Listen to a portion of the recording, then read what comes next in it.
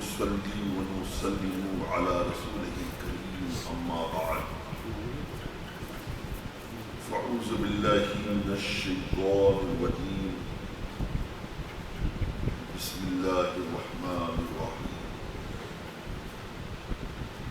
قال رسول الله صلى الله تعالى عليه وآله وسلم خذوا ثلثي دينكم من هذه الحميراء صدق رسول الله صلی اللہ تعالی علیہ وآلہ وسلم۔ آئیے عرض و معروف سے قبل انتہائی عقیدت و محبت و احترام کے ساتھ سرکار ابد قرار رسول ہاشمی وقار مدنی تاجدار دونوں عالم کے مالک و مختار گلشن ہستی کی اولی فصل بہار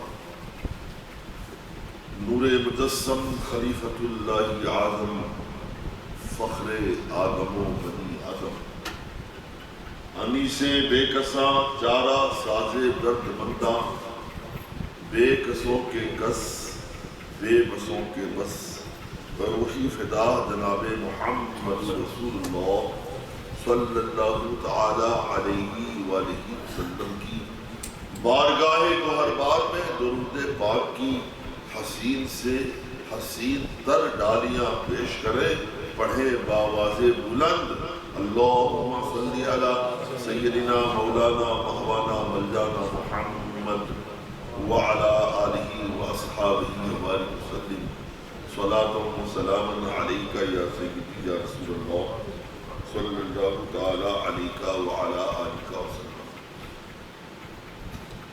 حضرات مسلیان،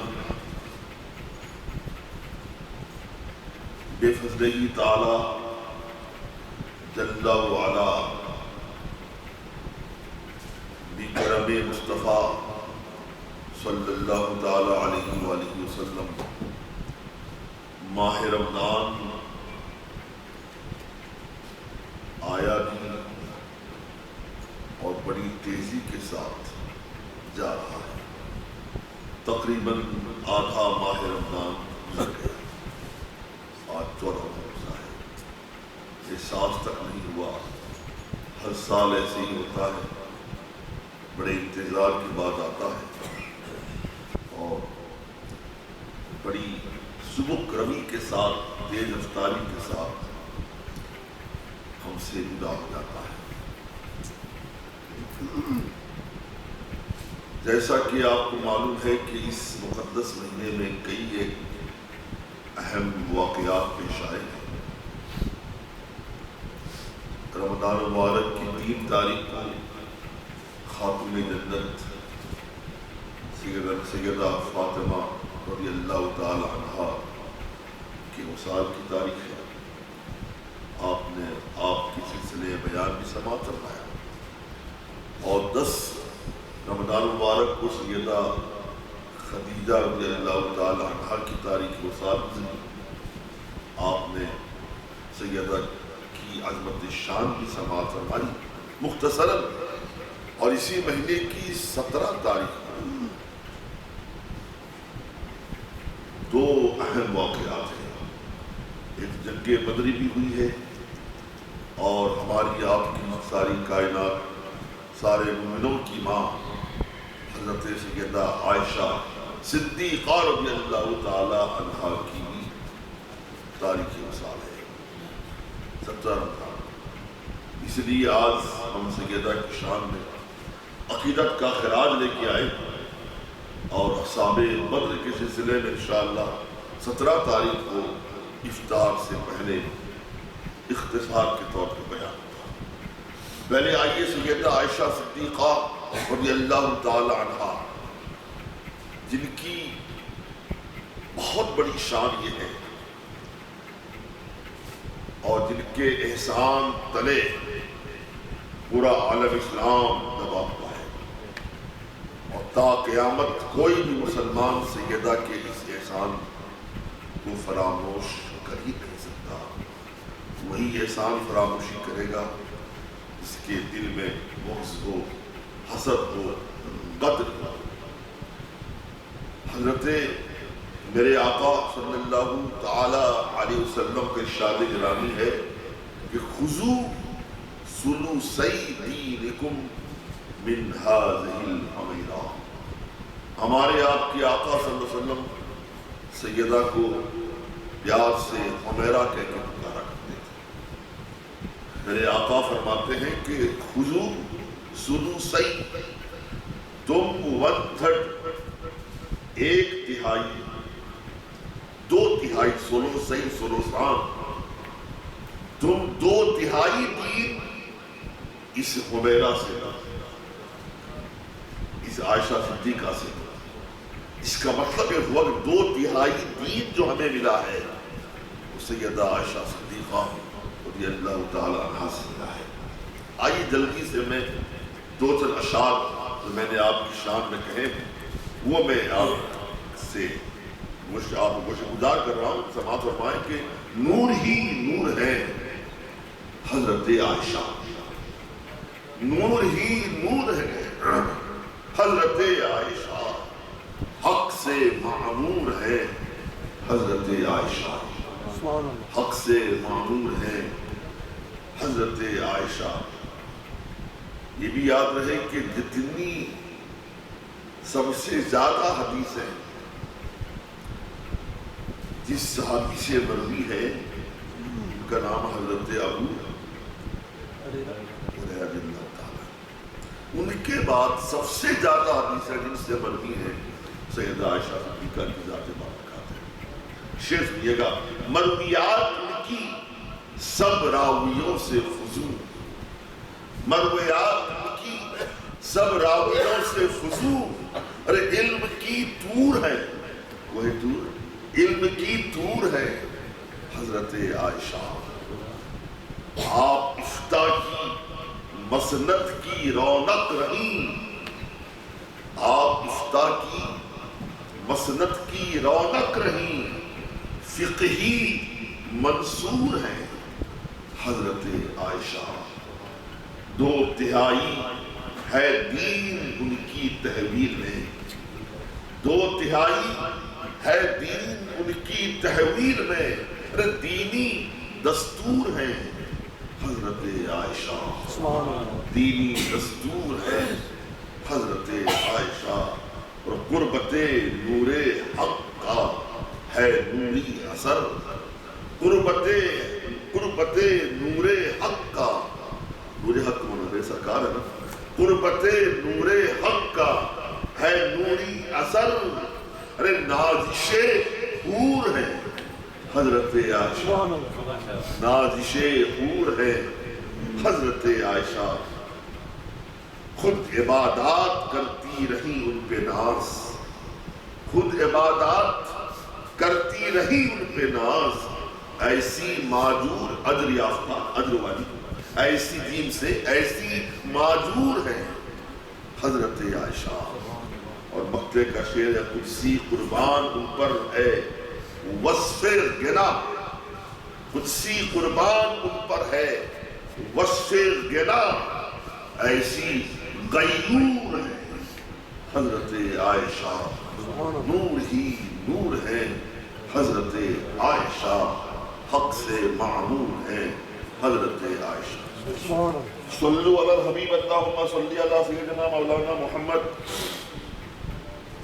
وعلی آلہ واصحابہ وبارک وسلم، صلاۃ و سلام علیکہ یا سیدی یا رسول اللہ صلی اللہ تعالی علیکہ وعلی آلہ وسلم۔ سیدہ عائشہ صدیقہ رضی اللہ تعالی عنہا، یہ حضرت صدیق اکبر کی صاحبزادی رضی اللہ تعالی عنہ۔ اور یہ چندہ بتانے کی ضرورت نہیں، حضرت صدیق اکبر کی وہ ذات بابرکات ہے جو سب سے پہلے مردوں میں آپ نے قبول اسلام کیا اور بلا جھجک کیا، بلا تردد کیا۔ سرکار سے نبوت، سرکار کی نبوت کے اعلان کے بعد پہلی ہی ملاقات سرکار صدیق اکبر ہلکا بخش اسلام ہو گئے مشرف کا ایمان ہو گئے اور سرکار غلامی کا دور گلے میں ڈال لیا. اور سرکار کے پہلے بھی ساتھی تھے. میرے آقا صلی اللہ علیہ وسلم کی نبوت کے اعلان سے پہلے چند حضرات کے نام آتے ہیں جو سرکار کے بڑے گہرے دوست ہیں. ان گہرے دوستوں میں, ان انٹیمیٹ فرینڈز میں حضرت صدیق اکبر کا بھی نام آتا ہے. یوں تو میرے آقا صلی اللہ علیہ وسلم کی نبوت کے اعلان سے پہلے بھی صدیق اکبر میرے سرکار کے ساتھ تھے, اور نبوت کے اعلان کے بعد پہلی ملاقات پر مسلمان ہونے کے بعد بھی سرکار کے ساتھ رہے, اور ان کی قسمت پر ہم سب قربان ہو جائیں. اور آج بھی قبر انور میں گنبد خضرا کے سائے میں سرکار کے ساتھ آرام فرما ہے. اور میرے آقا نے اپنی حیات ظاہری میں فرمایا تھا, سرکار صدیق اکبر کو بلایا, اپنے دائیں طرف کھڑا کیا, سرکار فاروق عالم کو بلایا, بائیں طرف کھڑا کیا, اور فرمایا دونوں کا ہاتھ پکڑ کر ہا کذا نبعث یوم القیامہ, جیسے آج میری دائیں طرف ابو بکر ہے, بائیں عمر ہے, ہم ایسے ہی کل قیامت کے روز اٹھائے جائیں. تو ایسی شخصیت کی صاحبزادی ہے, شہزادی ہے, نور نظر ہے, لخت جگر ہے حضرت عائشہ صدیقہ. اس لیے آپ فرماتی ہیں جب میں نے آنکھیں کھولی تو میں نے اپنے گھر میں اسلام ہی اسلام دیکھا, اسلام کی جلوہ باریاں دیکھی, عشق رسول کی موجوں کو میں نے اپنے گھروں میں دیکھا, عشق کا دریا موجزن اپنے گھر میں دیکھا ہے. میں نے آنکھیں کھولتے ہی گھر کے گوشے میں, گھر کے کونے میں, گھر کی چاروں طرف میں نے اسلام کی بہاریں ہی بہاریں دی. اور آپ کو معلوم ہے رب کائنات سیدہ کو ایسا علم عطا فرمایا تھا, ایسی ذہانت عطا فرمائی تھی کہ آپ بچپنے ہی سے احکام مستنبط کرتی تھی. نہیں سمجھا بھئی, قرآن کی ہم نے آیت پڑھ لی, اس آیت سے کون سا حکم ثابت ہوتا ہے, کون سا مسئلہ مستنبط کیا جا سکتا, اخذ کیا جا سکتا ہے. یہ کوئی معمولی کام نہیں ہے. سیدہ عائشہ صدیقہ کا معاملہ یہ ہے, آپ بچپنے ہی سے احکام مستنبط فرماتی تھی.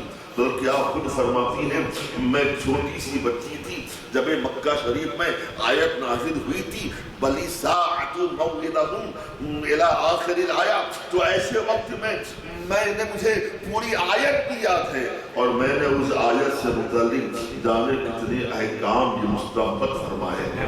آپ کو معلوم ہے, آپ کی ذہانت پہ قربان جائیے, چھوٹی سی بچی ہے, گڑیا کھیل رہی تھی. گڑیا کیا بنائی تھی آپ نے, جناب علی آپ نے گھوڑا بنایا تھا, گھوڑے کے 2 بازو بنائے تھے اور گھوڑے سے کھیل رہی تھی. میرے آقا صلی اللہ علیہ وسلم کا گزر ہوا, میرے سرکار نے پوچھا عائشہ کیا بات ہے, تم کس سے کھیل رہی ہو؟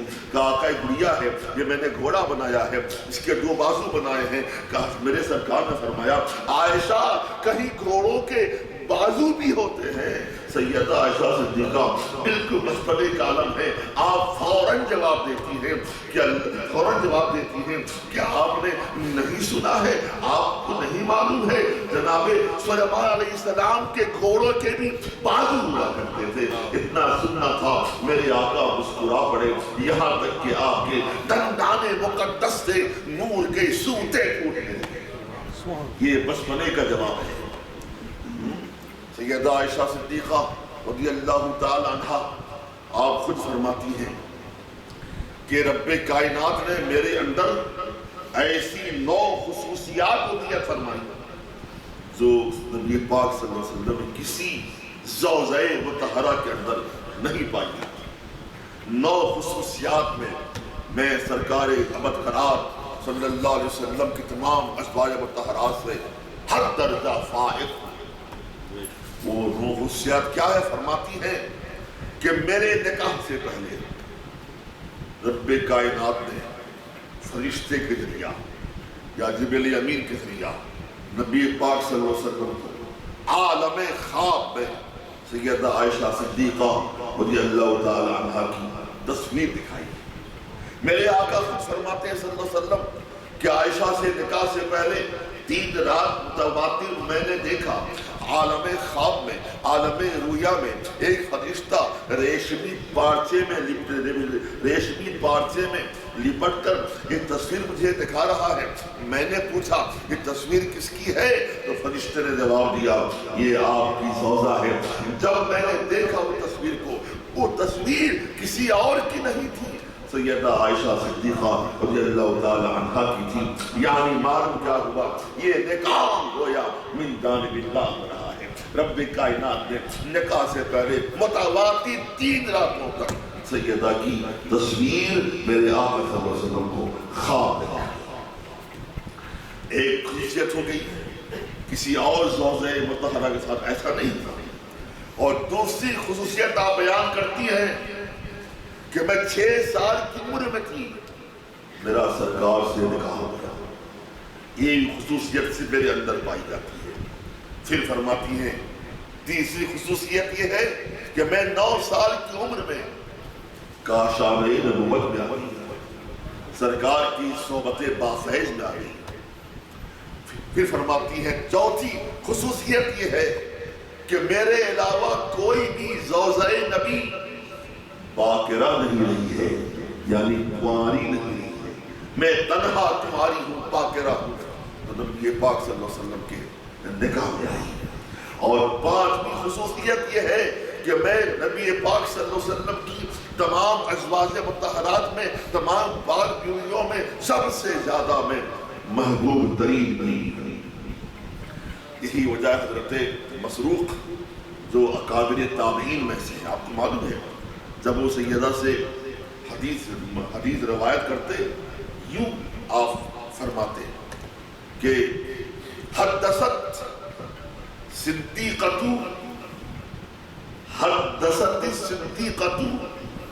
بنت الصدیقی و حبیبۃ رسول اللہ صلی اللہ تعالی علیہ وسلم. یہ روایت کرتے یہ حدیث بیان کی سیدہ صدیقہ جو جناب صدیق کی شہزادی ہے، وہ اللہ کے رسول کی حبیبہ ہے، حبیبۃ رسول ہے.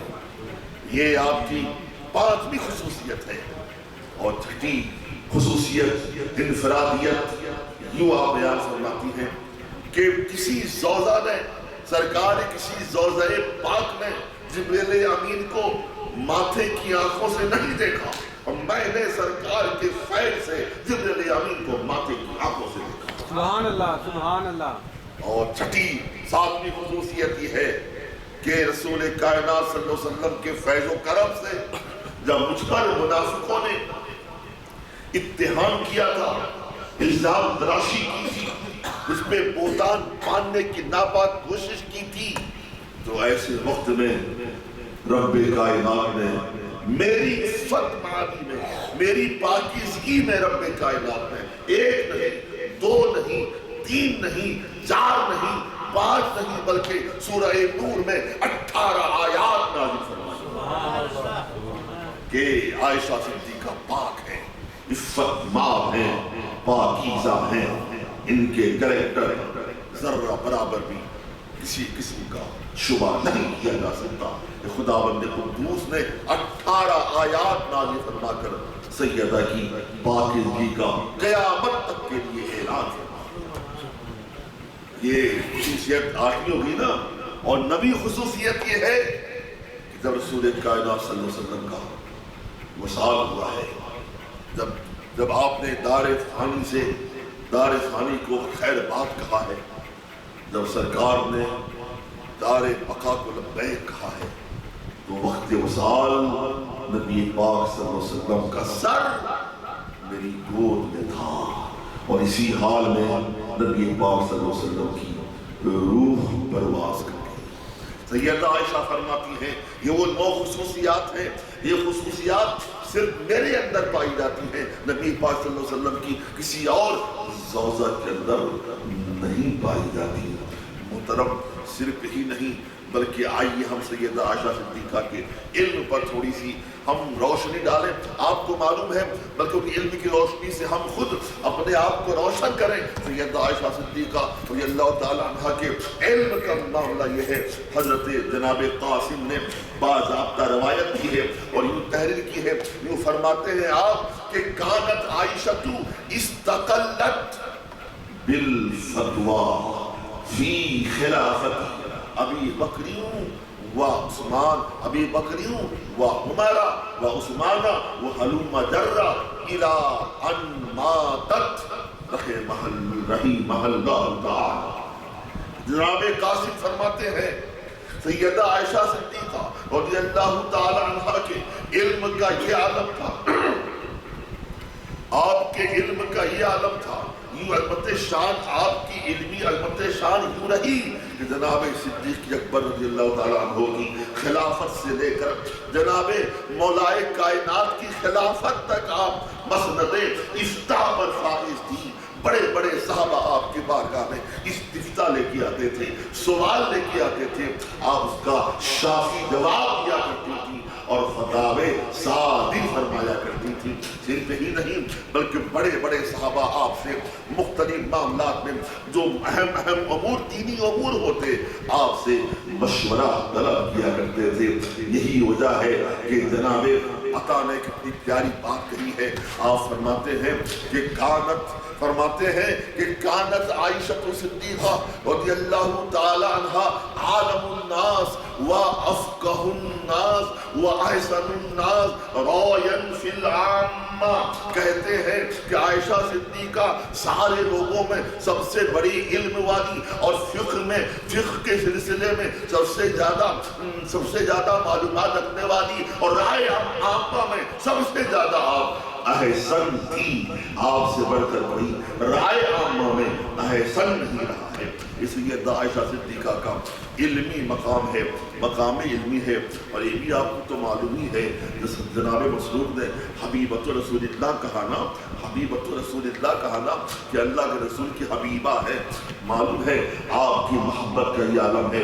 نبی پاک صلی اللہ علیہ وسلم سے ایک بار میرے آقا صلی اللہ علیہ وسلم نے فرمایا عائشہ مجھے معلوم ہے تم کب ناراض رہتی ہو مجھ سے اور کب خوش ہو. آقا وہ کیسے؟ جب تم اس سے ناراض رہتی ہو تو یوں کہتی ہو کہ لا وربی محمد، تم کہتی ہو لا وربی ابراہیم، تم کہتی ہو ابراہیم کے رب کی قسم. جب تم ابراہیم کے رب کی قسم کہتی ہو تو میں سمجھ جاتا ہوں تم اس سے ناراض ہو.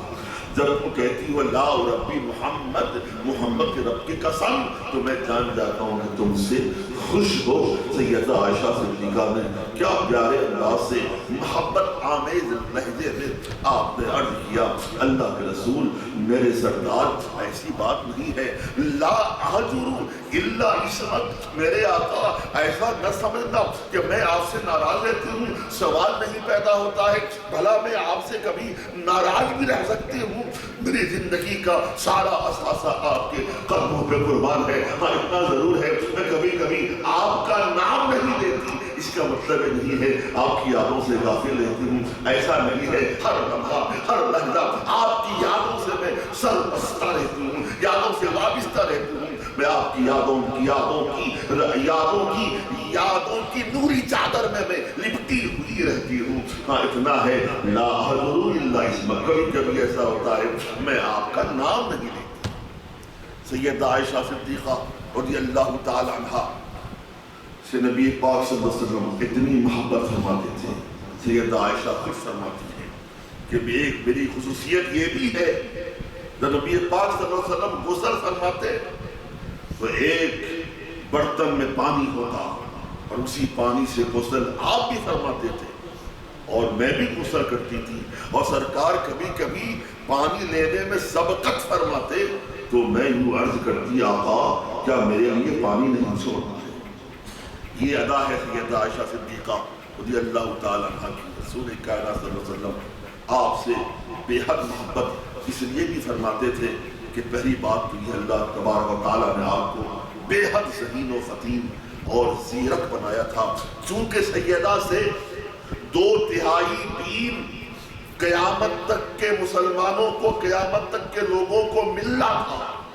اس لیے میرے آقا صلی اللہ علیہ وسلم آپ سے بے حد محبت فرماتے تھے. بڑی آپ سرکار سے بے تکلف بھی تھی، بہی مانا کہ شرعی مسائل کے معاملے میں آپ بڑی بے تکلفی سے بلا جھجک قریت کے باتیں پوچھا کرتی تھی. میں آپ کو وہ واقعہ بتاؤں آپ نے ایلا کے بارے میں سنا ہوگا، ایک بار ایسا موقع آیا نبی پاک صلی اللہ علیہ وسلم نے ایلا فرمایا، ایلا کہتے ہیں قسم کو، آپ نے قسم کھا لی میں 1 ماہ تک میں کسی بھی زوجہ کے قریب نہیں جاؤں گا۔ سرکار نے 1 مہینے قسم اٹھا لی آپ نے، اور پورے ماہ تک میرے آقا صلی اللہ علیہ وسلم کسی زوجہ پاک کے پاس نہیں گئے۔ آپ کو معلوم ہے جب مہینہ ختم ہوتا ہے تو میرے آقا سب سے پہلے جس زوجہ مطہرہ کے پاس آئے ہیں سیدہ عائشہ صدیقہ کی ذات ہے۔ مجھے بتائیے وہ کتنی خوشی کا موقع ہوگا، کیف و انبساط کا لمحہ ہوگا۔ 1 ماہ کے بعد سرکار تشریف لا رہے ہیں، سرکار ابدقرار تشریف لا رہے ہیں، میرے آقا صلی اللہ علیہ وسلم 1 ماہ کے بعد تشریف لا رہے ہیں۔ اس خوشی کے موقع پر، مسرت الشادمانی کے موقع پر سیدہ عائشہ بے حد خوش ہوتی، مسرور ہوتی، خوشیوں کا اظہار کرتی نہیں بلکہ آپ بلا جھجک فرماتی ہیں اللہ کے رسول صلی اللہ علیہ وسلم آج کیسے آ گئے؟ آج تو 29واں دن ہے، آپ نے پورے مہینے قسم کھائی تھی، 1 دن پہلے کیسے آ گئے؟ تو میرے سرکار جواب دیتے ہیں عائشہ کیا مہینہ 29 دن کا نہیں ہوا کرتا ہے؟ ارے مہینہ کبھی 30 دن کا بھی ہوتا ہے، کبھی 29 دن کا ہوتا ہے، یہ مہینہ 29واں تھا۔ یہ سیدہ عائشہ صدیقہ رضی اللہ تعالیٰ ہے، یہی وجہ ہے آپ کو معلوم ہے میرے آقا صلی اللہ علیہ وسلم اتنے پیارے پیارے واقعات ہیں کہ آپ گریت کے مسئلے پوچھا کرتے ہیں۔ آج خوش نصیبی یہ تھی آپ کی کہ جہاں میرے سرکار ابھی آرام فرما ہے حکومت حضرہ کے سائے، یہ حجرہ عائشہ صدیقہ ہے نا، اور یہ حجرے آپ نے جن عمرہ حج کیا دیکھا ہوگا، نبی پاک صلی اللہ علیہ وسلم کا جہاں روضہ مبارکہ ہے بالکل اسی سے متصل ریاض الجنہ ہے کہ نہیں ہے نا، یہ وہی حصہ ہے جہاں میرے آقا صلی اللہ علیہ وسلم نمازیں پڑھایا کرتے تھے، ہے نا۔ تو گویا معلوم کیا ہوا سیدہ کا حجرہ پاک مسجد نبوی شریف سے بالکل متصل تھا۔ میرے آقا جو بھی بیان فرماتے سیدہ عائشہ صدیقہ اپنے حجرے میں رہ کر ایک بار بغور سماعت کرتی تھی، اور جب سرکار حجرے میں تشریف لاتے تو سوالوں کی بوچھار کرتی تھی۔ آقا آپ نے ایسا فرمایا ہے، اس کا مطلب کیا ہے؟ آپ نے یہ فرمایا ہے، اس کا مطلب کیا ہے؟ اس کا مطلب کیا ہے؟ یہی وجہ ہے کہ سیدہ عائشہ صدیقہ سے اتنی ساری حدیث حضرت ابو ہریرہ کے بعد سب سے زیادہ حدیث ہے آپ سے مروی ہے۔ معلوم ہے ایک بار میرے آقا صلی اللہ علیہ وسلم نے نماز عشاء پڑھی اور تہجد پڑھی، تہجد پڑھنے کے بعد وتر پڑھے بغیر آپ آرام فرمانے لگے۔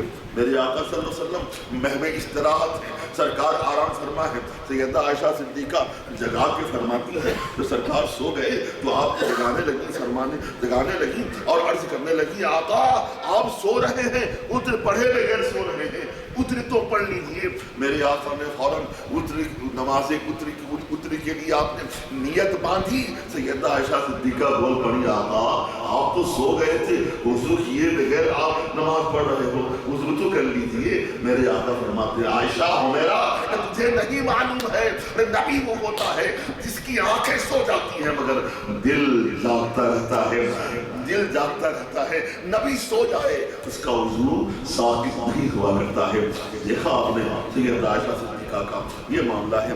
آپ شب برات کے موقع پر وہ حدیث میں نے آپ کے سامنے لمبی حدیث میں نے پیش کی تھی، آپ کو یاد ہوگا جب میرے آقا صلی اللہ علیہ وسلم شب برات میں لمبی عبادت کر رہے ہیں، لمبے سجدے کر رہے ہیں، یہاں تک کہ آپ نے کیا کیا دیکھا نبی پاک صلی اللہ علیہ وسلم اتنا لمبا سجدہ کیا، سر نہیں اٹھا رہے ہیں۔ سیدہ نے کیا کیا آپ کے انگوٹھے کو دبانے لگی، پاؤں کے انگوٹھے کو دبانے لگی۔ ایسا تو نہیں